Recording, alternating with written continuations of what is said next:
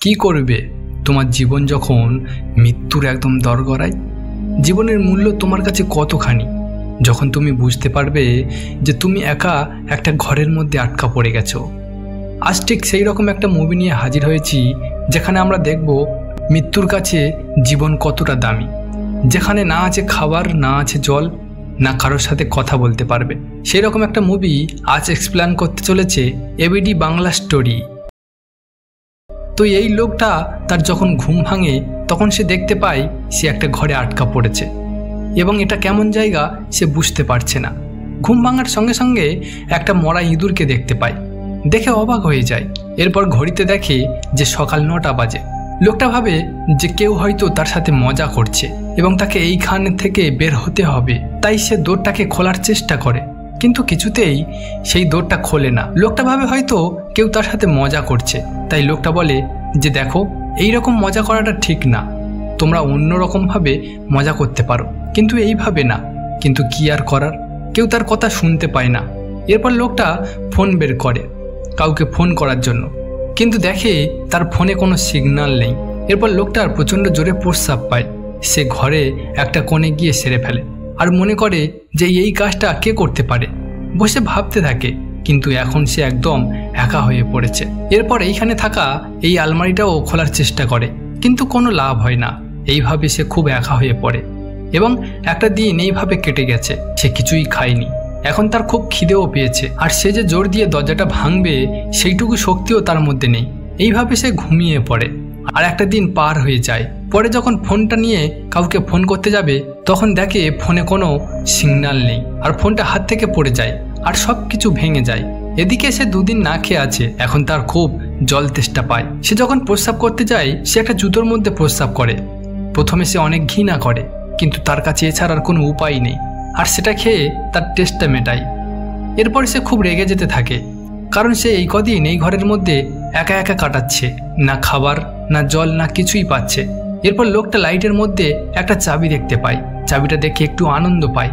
সে ভাবে এবার হয়তো বাইরে বার হতে পারবো। সে লাফ দিয়ে লাইটটাকে ভেঙে ফেলে। চাবিটাকে দেখে বুঝতে পারে যে এটা হলো ওই আলমারিটার চাবি। যাই হোক, সে এখন আলমারিটা খুলতে পারবে, তারপর সে কিছু একটা করতে পারবে আর হয়তো কিছু খাবার পাবে। কিন্তু আলমারিটা খুলতে কিছু অক্সিজেন সিলিন্ডার দেখতে পায় আর একটা হাতুড়ি আর একটা ছেনি পায়।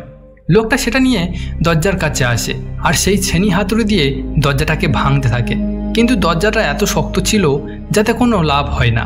লোকটা ঠিক করে এবার সেই গ্যাস কাটার দিয়ে সেই দরজাটাকে কাটবে, কিন্তু এটাকে কিভাবে চালাতে হয় এটা লোকটা জানা ছিল না এবং সে পারে না আর অনেক রেগে যায়। শেষ পর্যন্ত সে হতাশ হয়ে পড়ে। লোকটা ভাবে যে করেই হোক তাকে এখান থেকে বার হতে হবে, তাই নিজেকে ঠিক রাখতে হবে। এটা ভাবতে ভাবতে সে একটা দেওয়ালের মধ্যে ছিদ্র দেখতে পায় আর সেই ছেনি হাতুড়ি দিয়ে সেই ছিদ্রটাকে বড় করতে থাকে।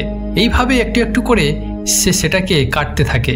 তার শরীর দুর্বল হওয়ার কারণে সে একটুখানি কাটতে পারে। একটু রেস্ট নিয়ে আবার শুরু করে, কিন্তু এই বন্ধ ঘরের মধ্যে অক্সিজেনও শেষ হয়ে আসছিল, তাই সে গিয়ে একটা অক্সিজেন সিলিন্ডার খুলে দেয় আর বেহুশ হয়ে যায়। কিন্তু যখন জ্ঞান ফেরে তাড়াতাড়ি করে সেই অক্সিজেনটা বন্ধ করে দেয়, কেননা এখানে অক্সিজেন এইভাবে শেষ করলে হবে না। সে ভাবে এই দেয়ালটা কাটতে হলে তার অনেক শক্তির প্রয়োজন হবে, তাই সে কোনো উপায় না পেয়ে সেই ইঁদুরের গায়ের পোকাগুলো নিয়ে খেয়ে ফেলে। সে না চাইতেও তাকে সেটা করতে হয়। এরপর তার আবার জল তেষ্টা পায়, সে আবার ওইভাবে তার প্রস্রাবটাকে খেয়ে ফেলে। এরপর সে আবারও দেয়ালটা কাটতে শুরু করে। কাটতে কাটতে একটা লোহা দেখতে পায়। সে সেই গ্যাস কাটার দিয়ে কোনো রকমে সেই লোহাটাকে কেটে ফেলে আর একটু মনের মধ্যে স্বস্তি পায় যে সে বাকিটা কাটতে পারলে সে মুক্ত হতে পারবে। আর অনেক ক্লান্ত হওয়ার পরে সে ঘুমিয়ে পড়ে। এরপর আবার শুরু করে আর ওপার থেকে একটু আলো দেখতে পায়। সে অনেক খুশি হয়। সে ভাবে সে এবার মুক্ত হতে পারবে বা ওপারে কেউ থাকলে তার কথা শুনতে পাবে।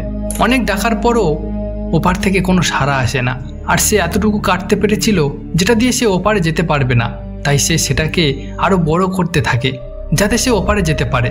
অবশেষে সে এপারে আসতে সক্ষম হয়, কিন্তু এপারে সে দেখে সেই আগের মতন একটা ঘর, একদম একই। সে দরজার কাছে এসে দরজাটাকে খোলার চেষ্টা করে, কিন্তু কোনো লাভ হয় না। সে আরো বেশি হতাশ হয়ে যায়। একটু আসার আলো পেয়েছিল, সেটাও এক নিমেষে নিভে গেল। এরপর লোকটা একটা বাক্স দেখতে পায়। লোকটা ভাবে যে হয়তো এটার মধ্যে কিছু খাবার আছে। সে ওপার থেকে ছেনি হাতুড়ি নিয়ে এসে সেই বক্সটাকে খোলার চেষ্টা করে, কিন্তু খুলতে দেখতে পায় একটা মেয়েকে। লোকটা মেয়েটাকে জাগানোর চেষ্টা করে।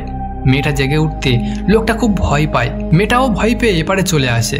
লোকটা যখন এপারে আসছে তখন মেয়েটা ভয় পেয়ে বলে, তুমি এপারে আসবে না। আসলে মেয়েটা ভাবে যে লোকটা হয়তো তাকে এইখানে বন্দি করে রেখেছে।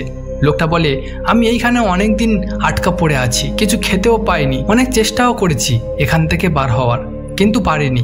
এই বলে লোকটা সেই বক্সের মধ্যে গিয়ে ঘুমিয়ে পড়ে। এদিকে মেয়েটা সেগুলো দেখে বুঝতে পারে যে সে সত্যি বলছে। তাই মেয়েটা তার কাছে এসে তার সাথে কথা বলে আর বলে, আমরাও এই দেয়ালটাকে এইভাবে কাটবো আর হয়তো এরপর আমরা এখান থেকে বার হতে পারবো। কিন্তু লোকটা 3 দিন না খেয়ে আছে, তার শরীরে এখন কোনো শক্তি নেই। এরপর মেয়েটার প্রস্রাব পাই। মেয়েটা যখন এপারে এসে প্রস্রাব করতে যাবে তখন লোকটি বলে, শোনো আমার কথা, আমাদের বেঁচে থাকতে হলে আমাদের নিজেদের প্রস্রাব খেতে হবে, তাহলে কিছুটা হলেও আমরা জল তেষ্টা মেটাতে পারবো। লোকটা বলে, আমাদের কাছে কোনো খাবার নেই, আমরা এইভাবে কিছুদিন হলেও বাঁচতে পারবো। এই কথা শুনে মেয়েটা রাজি হয়ে যায়। এইভাবে তাদের আরও কয়েকদিন কাটে। এরপর তারা আবার সেই দেয়ালটাকে কাটতে শুরু করে, কিন্তু কাটতে কাটতে লোকটা তার হাতে মেরে বসে। এইভাবে কাটতে কাটতে তারা হঠাৎ দেখতে পায় যে দরজার লকটা অটোমেটিক ঘুরছে। তারা ভাবে যে কেউ হয়তো এসেছে, এবার তাদেরকে এখান থেকে উদ্ধার করবে, কিন্তু একটু পরে সেটা বন্ধ হয়ে যায় আর খোলে না। লোকটা অনেক চেষ্টা করে কিন্তু কোনো লাভ হয় না। তারা আবারও হতাশ হয়ে যায়। আবারও তারা দেয়ালটাকে কাটতে থাকে আর দরজার লকটা যখন ঘুরতে থাকে তখন মেয়েটি সেই দিকে তাকাতে থাকে।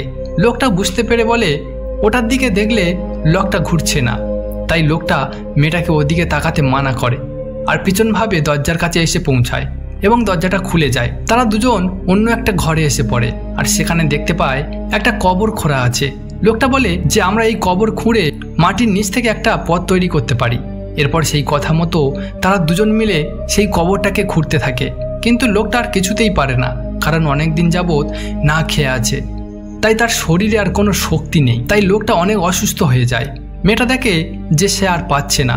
লোকটি বলে যে আমাদের মধ্যে একজনকে মরতে হবে আর আমি মরতে চাই না। তাই ঠিক করে যে সে মেয়েটাকে মেরে ফেলবে, কিন্তু মেয়েটা তার সাথে সারাক্ষণ তার সাহায্য করে গেছে, তার সঙ্গে আছে। এইসব ভেবে লোকটা সেটা করতে পারে না, কিন্তু লোকটা এতটা দুর্বল হয়ে গেছিল যে সে আর কিছুতেই ঠিক থাকতে পারে না, জ্ঞান হারাতে থাকে। মেয়েটা কোনো রকমে লোকটাকে টেনে উপরে তোলে আর আবারও মেয়েটা চেষ্টা করে সেই দরজাটাকে খোলার জন্য, কিন্তু কোনো লাভ নেই। এরপর মেয়েটা তার কাছে এসে মেয়েটার চোখের জল নিয়ে লোকটার গালে দিতে থাকে যাতে লোকটা বেঁচে থাকে, না তো লোকটা মারা গেলে মেয়েটা একা হয়ে যাবে। এটাতে লোকটার একটু হুঁশ ফিরে আসে। লোকটাকে বাঁচিয়ে রাখার জন্য মেয়েটা তার ক্লোজ হতে থাকে, তার হাতে কিস করতে থাকে। এটাতে লোকটার কিছুটা হুঁশ আসলে মেয়েটা লোকটার সাথে আরও ক্লোজ হয়। এতে লোকটা অনেক শান্তি পায় আর লোকটা বেশ কিছুটা সুস্থ হয়। এরপর দুজনে সেইখানে ঘুমিয়ে পড়ে। লোকটা যখন জেগে ওঠে তখন দেখে মেয়েটা খালি গায়ে শুয়ে আছে। লোকটা কোনো রকমে উঠে একটা কাপড় নিয়ে মেয়েটার গায়ের ওপর দিয়ে দেয় আর লোকটা আবারও তার পাশে এসে শুয়ে পড়ে। কিছুক্ষণ পর তারা দুজন সেই দরজার খোলার শব্দ শুনতে পায় আর তারা ঠিক সেই আগের মতো পিছনভাবে এগিয়ে যেতে থাকে এবং দরজাটা পুরোপুরি খুলে যায়।